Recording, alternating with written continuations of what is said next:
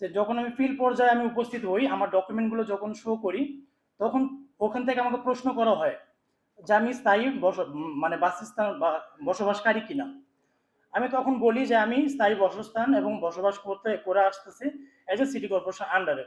তার মানে আমার কোনো নিজস্ব জায়গা সম্পত্তি বা স্থায়ী বসবাসের কোনো ব্যবস্থা নেই। আমরা অস্থায়ী হিসেবে পরিচিত এবং অস্থায়ী হিসেবেই আমরা জীবনযাপনটা করতেছি। কিন্তু অ্যাজ এ ডিফেন্সের চাকরি পুলিশের জন্য যেটা ন্যায্য প্রয়োজন একজন স্থায়ী বাসস্থানের মানে ব্যবস্থা নিশ্চিত করা, সেই নিশ্চিত করার ব্যাপারটাই আমরা টোটালি বঞ্চিত। সেখানে আমাকে একটু রেড মার্ক করে আলাদা করে রাখা হয়েছে এবং বলা হয়েছে যে এটা অস্থায়ী অবস্থায় আছে, আমরা এটা পেন্ডিংয়ে রাখছি।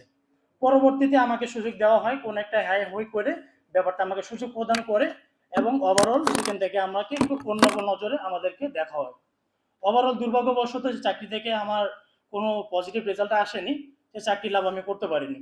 এবং তাছাড়া আমি বিভিন্ন পর্যায়েও আমি চাকরির জন্য আবেদন করেছিলাম।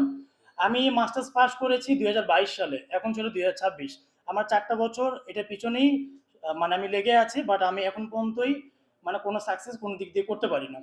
আমার যে সে ছোটবেলার স্বপ্নটা ছিল আমি একটা পর্যায়ে গিয়ে আমি 10জনকে ইন্সপায়ার হয়ে দাঁড়াবো, যে আমি একটা চাকরি একটা অ্যাচিভ করার মাধ্যমে আরো 10জন যেন আমার ছোট ভাইরা আমাকে দেখে উন্নত জীবনটা যেন লিড করতে পারে। আমার বড় ভাই একটা পর্যায়ে গেছে, আমি একটা পর্যায়ে যাব, এই স্বপ্নটা আমার থেকেই ওদেরকে ভেঙে গেছে।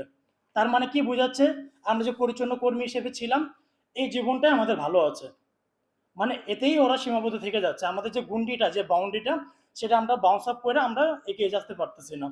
সো আমি অসংখ্য ধন্যবাদ জানাই জাতীয় নাগরিক পার্টিকে আমাদের সুন্দর একটা প্ল্যাটফর্মটা তৈরি করে একটা উদ্দেশ্য বহন করার জন্য, যে আমরা একটা জোট হিসেবে থাকবো, আমরা একটা জোট হিসেবে কাজ করব।